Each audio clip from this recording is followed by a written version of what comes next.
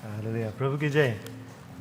सभी को मैं धन्यवाद देना चाहता हूँ आज हमारे साथ में जुड़ने के लिए, और ख़ासकर मैं प्रभु को धन्यवाद देना चाहता हूँ इस मौका के लिए कि आज प्रभु का जो वचन है हम एक साथ में देख सकते हैं।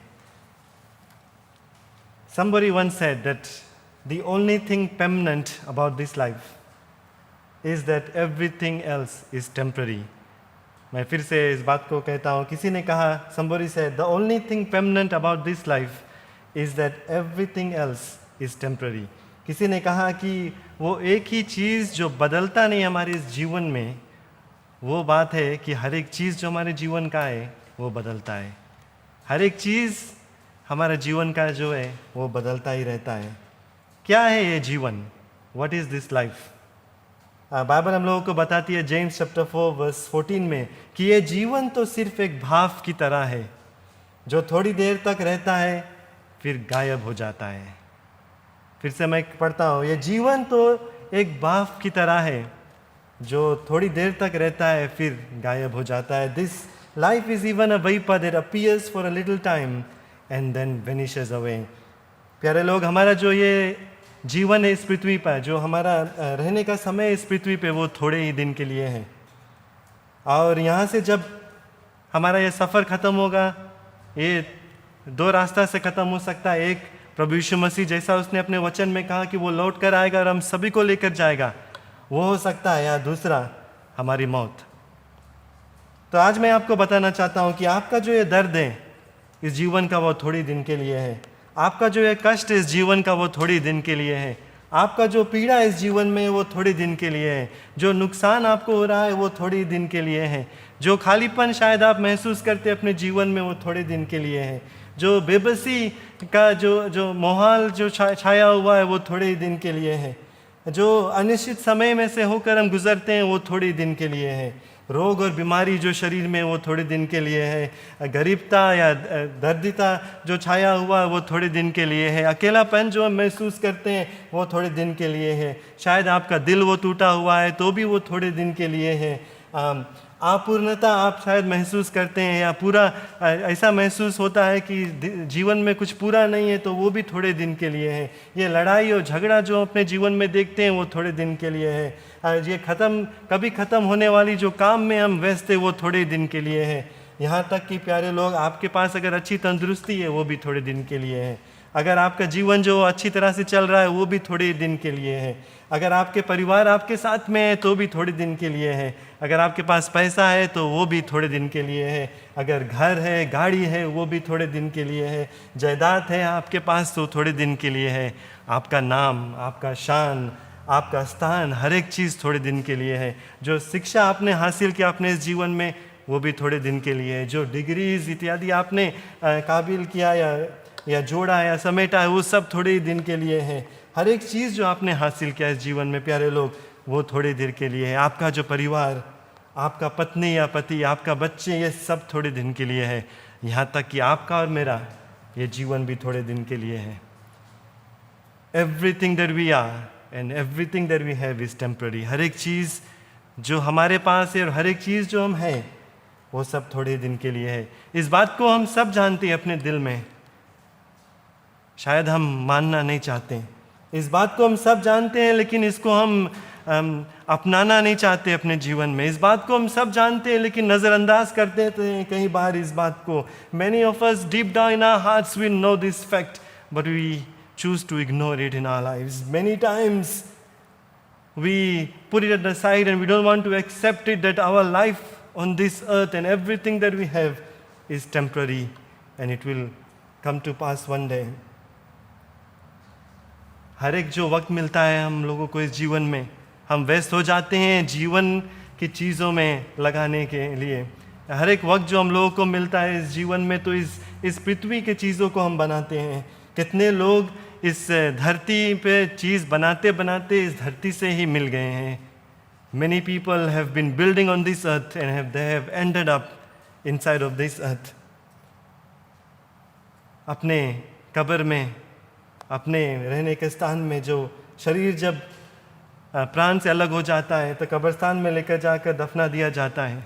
कितने लोग काम करते करते इस जीवन को बनाते बनाते इस पृथ्वी पर वहाँ पर चले गए। हर एक चीज़ जो है उसका अंत होगा, चाहे आप इस बात को माने या ना माने। आपका जीवन और मेरा जीवन अंत होगा, चाहे आप इस बात को माने या ना माने। अभी जो कोविड-19 का क्राइसिस हुआ है, आप लोग सब देख सकते हैं, हज़ारों की संख्या में लोग हर रोज़ मर रहे हैं पूरे दुनिया भर में। और अभी के आंकड़े अगर आप देखेंगे तो कुल मिलाकर 300,000 जो मौत है वो हो चुका है दुनिया भर में। 300,000 जो मौत है वो हो गया, और लाखों की संख्या में लोग इस बीमारी से पीड़ित हैं।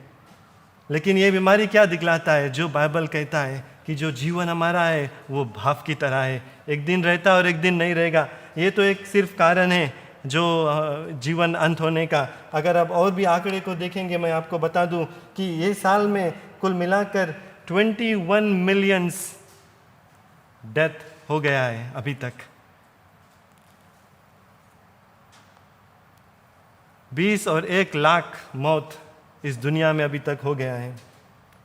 यहाँ तक कि अगर आज की आप आंकड़े देखेंगे तो आज दिन में सब मिलाकर 85,000 डेथ हो चुका है, उससे भी ज़्यादा। और मैं नहीं कहता हूँ कि कोविड-19 के कारण, लेकिन सब हर एक कारण को मिलाकर, अगर और भी कारण की ओर आप देखेंगे, कुल मिलाकर 15 million abortions have been done this year. 15 lakh जो बच्चे जो जन्म नहीं लिया उनके पेट में उनको मार दिया गया। 113 and more mothers have died during childbirth. 3 million people have died due to cancer this year so far. More than 300,000 people have committed suicide. About 500,000 people have so far died in road accidents. अगर कोविड-19 एक बीमारी का कारण बनकर हम लोगों को मौत का सामना करना पड़ता है, तो और भी मौत के कारण हैं, जैसे आंकड़े दिखाती है। आप कैंसर से मर सकते हैं, डेंगू से मर सकते हैं, डायबिटीज़ से मर सकते हैं, हार्ट अटैक से मर सकते हैं, या रास्ते पे चलते हुए सड़क दुर्घटना में आप मर सकते हैं, या कोई भी बिना कारण से आप मर सकते हैं। Death does not need a reason. आप अपने घर पर आराम से शायद आँखें बंद कर लेट गए और सो गए, और वहीं आपका जो मौत है वो हो सकता है। अगर आप ये जीवन में जो मज़ा को लूट रहे हैं, जीवन का हर एक चीज़ जो आपने बनाया उसको आप अपने जीवन में इस्तेमाल कर रहे हैं, शायद उस समय आपका मौत हो जाएगा। शायद आप एक बड़ी सी घर जो जीवन भर आपने उसके लिए मेहनत को किया, कमाया, पैसा को बटोरा, अपने घर बनाकर उसको खड़ा कर कर पहली रात जब आप उसमें सोते हैं, अगर उस रात का आपका मौत हो जाएगा तो क्या फ़ायदा। शायद आप 5 या 6 साल पढ़कर कोई मास्टर्स डिग्री या पीएचडी वगैरह आप काबिल कर लेते हैं, हासिल कर लेते हैं, लेकिन उसके पाने के बाद आपका मौत हो जाता है तो क्या फ़ायदा। कई एक लोग ऐसे हैं प्यारे लोग जो हर एक अपना जो समय और दिन है इस पृथ्वी पे चीज़ को बनाने के लिए बिता देते हैं, लेकिन जो मौत का आदेश है, जो मौत है, वो आकर आपके दरवाजे पर खटखटा सकता है किसी भी समय। उस बात को हम नहीं जानते कब, लेकिन ये हो सकता है। आप शायद दुनिया के सबसे सामर्थ्य से भरे हुए लोग होंगे। You may be the most powerful man on this planet. आप कोई देश के प्रधानमंत्री या प्रेसिडेंट हो सकते हैं। आप शायद सबसे ज़्यादा पढ़े लिखे इस दुनिया में, शायद सबसे ज़्यादा आपके पास दौलत है इस दुनिया में। You are the one of the most wealthiest person in this world. चाहे आप एक बड़े से बड़े सुपरस्टार हो या ना हो, या सिर्फ आप एक गरीब व्यक्ति जो सड़क पर चंदा लेता है वो हो सकता है, लेकिन मौत जो है वो हर एक के पास आएगा। और जो आपका सामर्थ्य, आपका जो दौलत है, आपका जो काबिलियत है, आप उसको नहीं रोक सकते। आपका जो नाम और शान है, आप वो मौत को नहीं रोक सकता।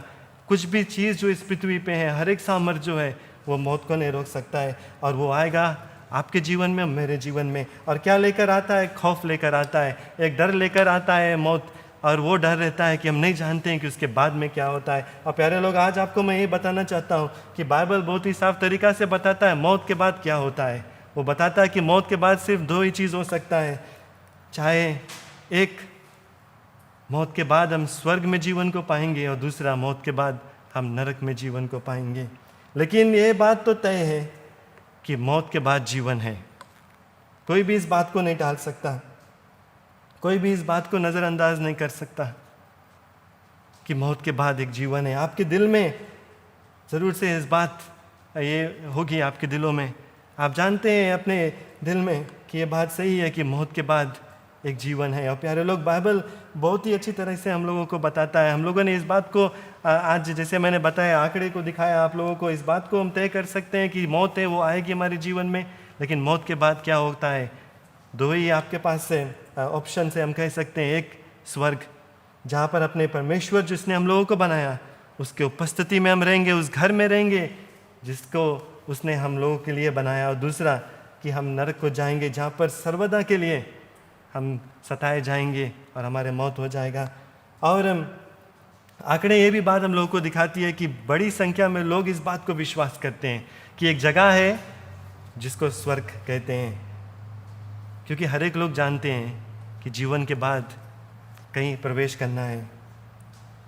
प्यारे लोग, हम लोगों को ऐसा ही बनाया गया, परमेश्वर ने हम लोगों को इस मकसद से ही बनाया कि एक दिन जब हमारे ये सफ़र यहाँ ख़त्म होगा तो हम स्वर्ग में पाए जाएंगे जहाँ पर प्रभु है।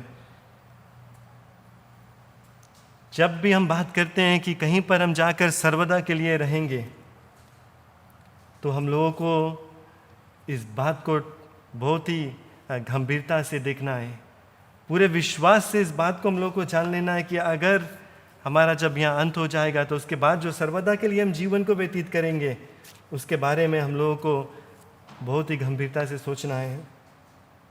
और बाइबल जो है हम लोगों को सब कुछ बताती है। अगर हम स्वर्ग की ओर अपना नज़र को उठाकर देखते हैं तो बाइबल दिखलाती है कि स्वर्ग एक सच्ची जगह है। जैसे आज हम यहाँ से ब्रॉडकास्ट कर रहे हैं किनोया एरिया से, किनोया एरिया एक जगह है, सुबह एरिया एक जगह है। आप जहाँ से भी सुन रहे हैं इस समय, चाहे विदेश में, अपने घर से, जो भी इलाका से, वो एक इलाका, वो एक जगह है।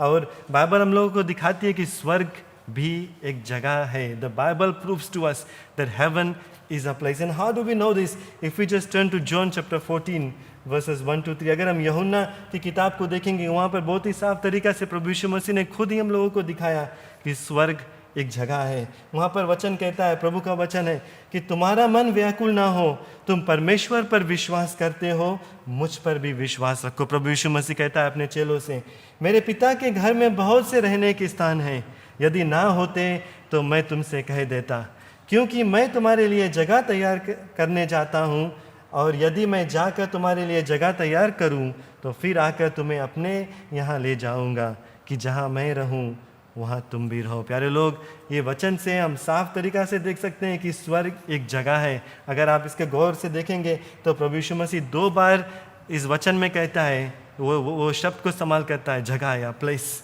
And he says this 2 times that just proves to us that indeed there is a place which is called heaven। ये बात हम लोगों को साबित कर देता है कि सचमुच स्वर्ग एक सच्चा स्थान है, एक जगह है। The place that is called heaven is just as real as the place that you are living in।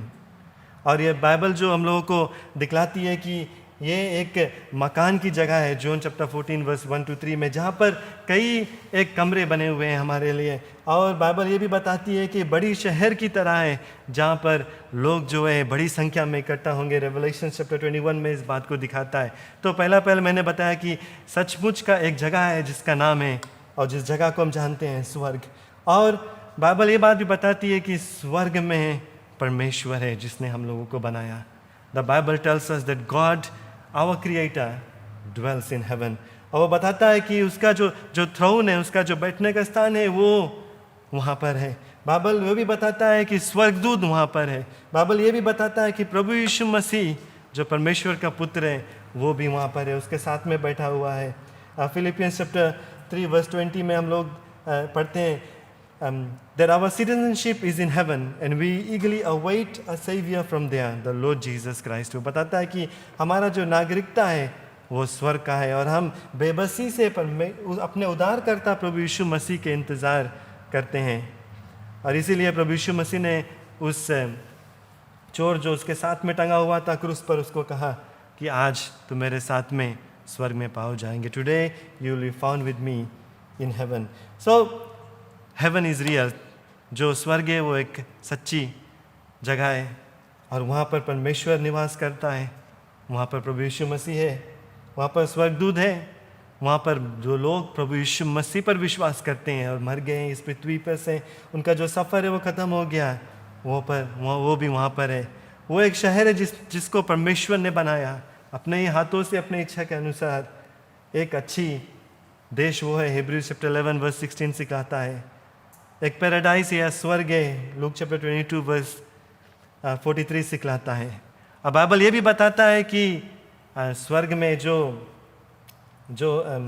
सड़क है, जो दीवार है, वो सब सोने के बने हुए हैं। और एक कहानी को मैं बताना चाहता हूँ प्यारे लोग, ये कहानी है, बाइबल में से नहीं है, सिर्फ एक कहानी है। और ये बताता है कि एक धनवान व्यक्ति जो अपने मरने के स्थान पर था, और वो परमेश्वर से बातचीत को करता है और कोशिश करता है कि उसके साथ में कुछ समझौता करने के लिए।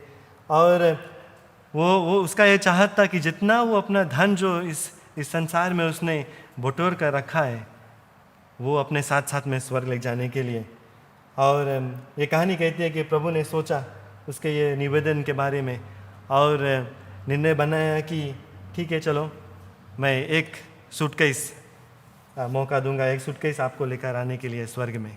जैसे हम प्लेन में सफ़र करते हैं, जो लिमिट रहता है 1 बैग या 2 बैग, वैसा ही परमेश्वर ने इनको बताया कि सिर्फ एक सूटकेस आपको अलाउड रहेगा, आप लेकर आ सकते हैं अपने साथ में। और जब समय आया और ये व्यक्ति ने अपना जो है सफ़र इस पृथ्वी पर वो समाप्ति पर आया, और उसने अपना जो सूटकेस में सिर्फ सोना ही भरा, बहुत सारे सोना, जितना भी अट सकता था उसको भरा। इतना गड़ू हो गया कि अपना दोनों हाथ से वो उठाकर उसको जो स्वर्ग की जो दरवाजे है उसके पास पहुंचा। और वहाँ पर जब पतरस खड़ा हुआ था और उसको अंदर लेकर आने के लिए वहाँ पर खड़ा हुआ, तो उसने कहा कि हर एक आप कुछ भी चीज़ नहीं लेकर आ सकते हैं पृथ्वी से, जो सूटकेस आपने लेकर आया उसको आप अंदर नहीं ले जा सकते। लेकिन इस व्यक्ति ने कहा मैंने परमेश्वर से मौका को मांगा, और उसने कहा मैं एक ले जा सकता हूँ एक सूटकेस को। और फिर पतरस ने उनको मौका दिया, लेकिन कहा मैं देखूंगा, पहले मुझे चेक करना पड़ेगा कि आपके जो सूटकेस है उसमें क्या है। और उसने जब खोला और उसने उसको देखा तो उसमें जो सोना है वो भरा हुआ था। और उसने हंसकर उससे कहा कि आपने ये सड़क बनाने हुए चीज़ क्यों लेकर आया स्वर्ग में। When he saw the bag full of gold, he said, why have you brought pavement into heaven? प्यारे लोग, ये सिर्फ एक कहानी है उदाहरण के तौर से, लेकिन इस बात को दिखाता है कि संसार में जो चीज़ों को इतने हम बेमूल समझते हैं, जो उन चीज़ों को हम समेट कर रखते हैं, वो स्वर्ग में कोई भी लायक का नहीं है। सोना अभी अगर आप दुनिया में देखें तो बहुत ही महंगा रहता है। हम लोग अगर सोना को बटोर कर रखना चाहते हैं, पहनना चाहते हैं, उसको अच्छी तरह से रखते हैं कि चोरी ना हो जाए, नष्ट ना हो जाए। लेकिन स्वर्ग में तो उससे जो सड़क है वो बनाई जाती है, कोई भी शायद उसका जो वैल्यू है वो नहीं है। थोड़ी देर के लिए सोचे प्यारे लोग, बहुत ही गंभीर बात है कि पूरे अपने जीवन में हम क्या बटोरते हैं। तो यही स्वर्ग है जहाँ पर परमेश्वर है, एक सच्चा जगह।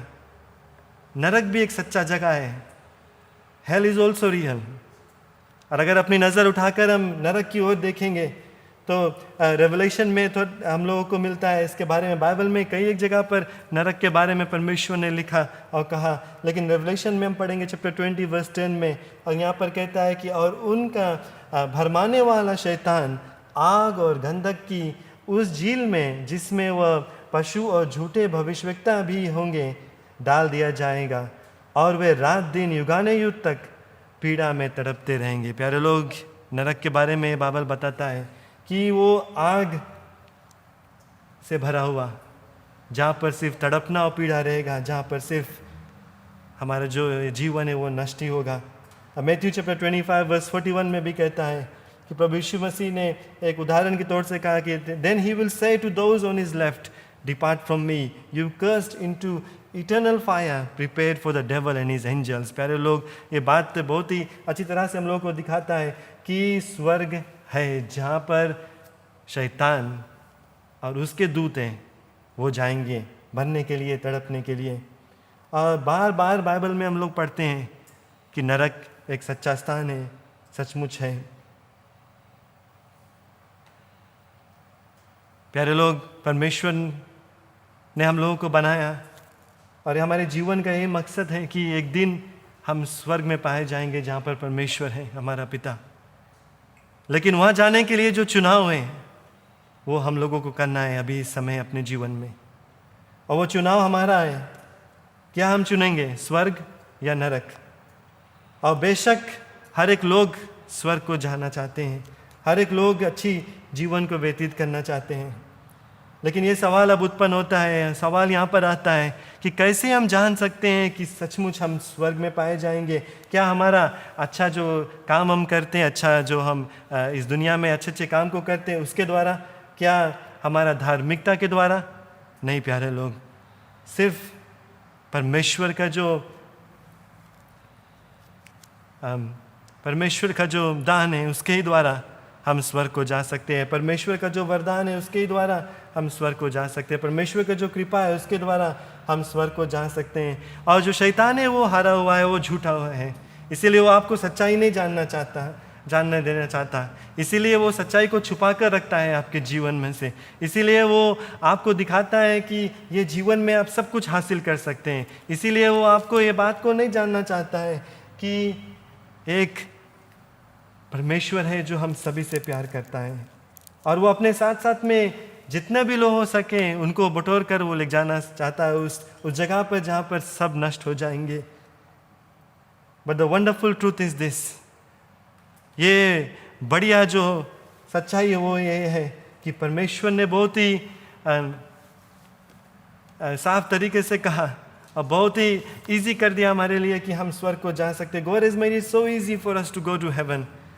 उसने जो कड़ा काम है उसको कर दिया अपने पुत्र को भेजने के द्वारा। He has done the most difficult part where he sent his only son Jesus to die on the cross for all our sins and to pay the price. यूहन्ना 3 और अध्याय 16 में कहता है कि परमेश्वर ने इस जगत से इतना प्रेम को किया, इस जगत में आप और मैं जितने भी लोग आप सुन रहे हैं, परमेश्वर ने आपसे इतना ज़्यादा प्रेम को किया कि उसने अपना इकलौता पुत्र को दे दिया कि जो कोई भी उस पर विश्वास करता है वो नष्ट ना होगा परंतु अनंत जीवन को पाएगा। उसने जो दाम है उसको चुका दिया, और एक दिन उस दाम को चुकाने के कारण हम परमेश्वर के सामने उसके उपस्थिति में खड़े हो सकते हैं स्वर्ग में। प्रभु यीशु मसीह ने खुद कहा कि I am the way, the truth and the life. प्रभु यीशु मसीह ने कहा मैं ही जीवन हूँ, मैं ही सत्य हूँ और मैं ही वो रास्ता हूँ। अब बिना उसके द्वारा कोई भी प्रभु के पास, हमारे पिता के पास नहीं जा सकता स्वर्ग में। उसने ये बात को भी कहा कि I am the door, if anyone enters through me he shall be saved. उसने कहा कि मैं वो दरवाज़ा हूँ, जो भी कोई मेरे द्वारा अंदर आएगा वो बच जाएगा। Jesus is the only way to heaven, there is no other door to heaven. प्यारे लोग, प्रभु यीशु मसीह एक ही दरवाज़ा है जिसके द्वारा आप स्वर्ग में प्रवेश कर सकते हैं, और कोई भी दरवाज़ा नहीं मिलेगा आपको, और कोई भी दरवाज़ा है भी नहीं। If you want to go to heaven, you have to enter through the door of Jesus. अगर आपको स्वर्ग में प्रवेश करना है तो आपको प्रभु यीशु मसीह के दरवाजे से अंदर प्रवेश करना है। हिब्रूज में कहता है कि it is appointed for men to die once, but after this is judgment. ये हम लोग जो है मनुष्य, हम लोगों को मरना है एक दिन, और उसके बाद न्याय का सामना करना है। बाइबल हम लोगों को सिखाती है रोमियो की किताब में कि कोई भी पाप से रहित नहीं है, कोई भी नहीं। हर एक लोग ने पाप को किया और हर एक लोग ने परमेश्वर की महिमा से गिर चुके हैं। अब बाइबल ये बात बताती है कि हमारी पाप की जो मजदूरी है वो मौत है, और अगर इस पाप की जो मजदूरी में से हम बाहर नहीं आएंगे, माफ़ी को नहीं पाएंगे, तो मौत ही मिलेगा। और ये संसारिक मौत, ये इस जीवन, ये पृथ्वी का जो ये संसारिक ये मौत है उसके बारे में नहीं बात कर रहा है, लेकिन आत्मिक मौत सर्वदा के लिए उसके बारे में बात कर रहा है। लेकिन आगे वचन कहता है रोमन 6:23 में कि परमेश्वर का जो वरदान है, परमेश्वर का जो तोहफा है वो है आनंद जीवन प्रभु यीशु मसीह में। प्यारे लोग, यही हमारी खुशखबरी है, यही हमारी आशा है कि जब प्रभु यीशु मसीह को हम स्वीकार कर लेते हैं अपने जीवन में, तो परमेश्वर का इस वरदान को पाते हैं, जहाँ पर परमेश्वर के प्यार को पाते हैं और पाप से माफ़ी को पाते हैं प्रभु यीशु मसीह में, और आनंद जीवन के लिए हम स्वर्ग में बिताएंगे। तो मैं आपसे सवाल करता हूँ इस समय कि अगर आप आज मौत के सामना करते हैं तो आप कहाँ पर पाए जाएंगे? अगर आप कहते हैं कि मैं सोचता हूँ मैं स्वर्ग में पाए जाऊँगा, या आप कहते हैं मैं आशा रखता हूँ कि मैं स्वर्ग में पाया जाऊंगा। तो एक और सवाल मैं आपसे करता हूँ, what if you are wrong? अगर आप गलत हैं तो ये जो गलती है आपके ऊपर बहुत ही भारी पड़ेगा। जिंदगी भर तक आपको इस दाम को चुकाना पड़ेगा अपनी गलती का। इसीलिए हम लोगों को इस बात को पूरे विश्वास से जानना है अपने दिलों में कि अगर हमारी मौत हो जाएगी तो हम तैयार रहेंगे अपने परमेश्वर से मिलने के लिए स्वर्ग में। We need to be sure in our lives, there should not be any doubts in our lives that if we were to die tonight then we will be found in the presence of God. मेरे पास तो कोई भी अनुभव नहीं है, मैं अभी भी जीवित हूँ आपकी तरह, लेकिन ये आश्वासन है मेरे दिल में कि जब मैं मरूंगा, चाहे वो आज हो या कल हो या कई एक सालों के बाद हो, लेकिन जब मैं मरूंगा, ये आश्वासन पवित्र आत्मा के द्वारा मेरे दिल में आज है कि स्वर्ग में ज़रूर से पहुंच जाऊंगा जहाँ पर हमारा परमेश्वर हमारे लिए घर को तैयार को किया है। क्या आपके पास ये आश्वासन है प्यारे लोग? अगर है तो बहुत ही अच्छी बात है, परमेश्वर में आप बने रहें। अगर है तो परमेश्वर की सेवा करते रहें। परमेश्वर का वचन भजन संगीता में हम लोगों को इस बात को आश्वासन देती है कि जो भजन संगीता लिखने वाला कहता है, उसने जो मुझसे प्यार किया है इसीलिए मैं उसको छोड़ूंगा नहीं, उसको ऊंचे स्थान पर रखूंगा क्योंकि उसने मेरे नाम को जान लिया है। जब वह मुझको पुकारेंगे तब मैं उसको सुनूंगा, संकट में मैं उसके संग रहूंगा, मैं उसको बचाकर उसकी महिमा बढ़ाऊंगा, मैं उसको लंबी जीवन से तृप्त करूंगा और अपने किए हुए उद्धार का दर्शन दिखाऊंगा। Dear people, if you are sure that you are going to be found in heaven, if you have Jesus in your lives, then I encourage you, keep serving Him. And the Lord says in Psalms that I will rescue those who love me. I will protect those who trust in my name. When they call on me, I will answer and I will be with them in trouble. I will rescue and honor them. I will reward them with long life and give them my salvation. There is the assurance for you. But if you are not sure, अगर आप पूरे विश्वास से नहीं कह सकते इस बात को कि आप स्वर्ग में पाए जाएंगे, तो इस समय आपको यह निर्णय बनाना है। This is the time that you have to decide. This is the time that you have to take action. And this is the time that you have to secure your future in heaven. यही समय आपको वो निर्णय बनाना है, यही समय आपको कुछ करना है अपने जीवन में, और यही समय है कि आप अपने भविष्य को स्थिर बना लें, भविष्य को आप ऐसा बना लें कि वो कभी नहीं नष्ट होगा। आज हम लोगों को उसमें अपना जो जीवन है दे देना है प्रभु यीशु मसीह को। कई एक लोग कहते हैं कि मैं अपने इस जीवन को बना लूँ पूरे तौर से, और पूरे जीवन में काम करते हैं क्योंकि कहते हैं कि जब मैं मर जाऊंगा तो मेरे बच्चों के पास अच्छी जीवन रहेगा। लेकिन प्यारे लोग, अगर आप अपने जो जीवन है उसको खो देते हैं और आपके बच्चे जो जीवन खो देते हैं तो कोई भी लाभ का नहीं रहेगा, क्योंकि बिना प्रभु यीशु मसीह के हमारे पास कोई भी भविष्य नहीं है। जैसे मैंने शुरुआत में कहा, हर एक चीज़ जो है वो थोड़े दिन के लिए है और एक दिन वो बदल जाएगा, एक दिन वो हट जाएगा। So let's choose a future that is permanent and that will remain forever. क्यों ना ये निर्णय आज हम बनाएं ये निर्णय आज हम बनाएं कि ये ऐसे भविष्य को हम चुनेंगे जिसमें कोई दर्द नहीं रहेगा, ऐसे भविष्य को हम चुनेंगे जिसमें कोई कष्ट नहीं रहेगा, ऐसे भविष्य को हम चुनेंगे जिसमें कोई पीड़ा नहीं रहेगा, कोई नुकसान नहीं होगा, ऐसा भविष्य को हम चुनेंगे जिसमें कोई खालीपन नहीं रहेगा, ऐसा भविष्य को हम चुनेंगे जहाँ पर कोई बेबसी नहीं रहेगा, जहाँ पर अनिश्चित समय नहीं रहेगा, जहाँ पर रोग बीमारी नहीं रहेगा, जहाँ पर गरीबता नहीं रहेगा, अकेलापन नहीं रहेगा, जहाँ पर हमारा दिल नहीं टूटेगा, लेकिन सर्वदा के लिए हम अपने प्रभु के साथ में रहेंगे, जहाँ पर हम खुशहाली को मनाएंगे, एकताई के साथ में प्रभु के साथ में रहेंगे और उसके प्यार को महसूस करेंगे, उसके उपस्थिति को महसूस करेंगे। Would you secure your future today? क्यों ना आप अपने जो भविष्य है उसको आज आप बना लें प्रभु यीशु मसीह में, क्योंकि आज देर नहीं हुआ है, आज ही समय है। अगर आज आप नहीं बनाएंगे तो शायद बहुत देर हो जाएगा। कोई भी इत्तेफाक की बात नहीं है कि आज आप ये वचन को सुन रहे हैं, कोई भी गलती से आप इस वचन को नहीं सुन रहे हैं, लेकिन प्रभु के समय के अनुसार आप आज इस वचन को सुन रहे हैं। और अगर आपके जीवन में आज कुछ हो रहा है, if the Lord is speaking to you this morning, अगर कुछ हो रहा है आपके दिल में आज, अगर परमेश्वर की दबाव पड़ रहा है आपके जीवन में, कुछ खलबली मच रही है, शायद you're feeling uneasy, and if you're feeling something in your heart, then God is trying to tell you that He loves you very much. परमेश्वर आपसे कहना चाहता है कि वो आपसे प्यार करता है, वो परमेश्वर की आवाज़ है जो आपको निर्णय बनाने के लिए इस जगह पर लेकर आ रहा है, जहाँ पर वो आपको बताना चाहता है कि आपसे वो इतना प्यार को किया कि उसने अपना इकलौता पुत्र प्रभु यीशु मसीह को आपके लिए दे दिया है। क्या आप उसको चुनेंगे? आज आपको वो बताना चाहता है कि आपके लिए वो ऐसा जगह को तैयार करता है जहाँ पर हम सर्वदा के लिए उसके साथ में रह सकते हैं। वो जगह है स्वर्ग, और वो आपके लिए है कि आप वहाँ पर प्रवेश करें और उसके साथ साथ में अपना जीवन को व्यतीत करें। He is calling on to you this morning. वो आपको पुकार रहा है प्यारे लोग, और वो पुकार रहा है कि आज आप एक निर्णय को बनाएं। बहुत ही सरल है, बहुत ही सरल है इस निर्णय को बनाना। सिर्फ प्रभु यीशु मसीह को अपनाना है अपने जीवन में। सिर्फ आपको मानना है कि आपने गलती को किया, हमारे जीवन में पाप है। सिर्फ हम लोगों को मानना है कि हम अपने आप को नहीं बचा सकते। आप प्रभु यीशु मसीह से माफी को मांग लें।